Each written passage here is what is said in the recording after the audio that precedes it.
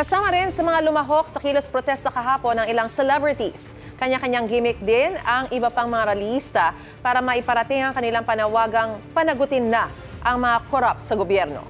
Ngayon ang balita si Marisol Abduraman. Placard o streamer, maging sa mga suot na t-shirt, nagsusumigaw ang panawagan ng mga nagprotesta para sa trillion peso march sa People Power Monument. Ang panagutin ang mga corrupt. Ang iba, idinaan sa costume. Ang isang ito, nagaling Quezon Province, nag-ala Imelda Marcos. Ang ilan, may dalang alagang hayop. Ang asong ito, may nakakabit na mensaheng nangangagat ng corrupt. Ang mobile kulungan na ito, may mga mukha at nakapaskil ang mga pangalan ng mga nasasangkot sa flood control anomaly.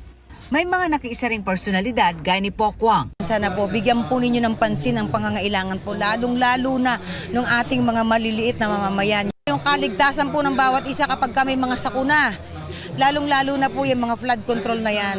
Elijah Canlas, Noel Cabangon, Ben and Ben. Ang mag-asawang ito sa protesta ginugol ang kanilang linggo para raw sa kanilang mga apo. It pains me to see them grow up in an environment like this. Sobrang unfair because we work really hard. There has to be results and results should be seen now. We cannot delay.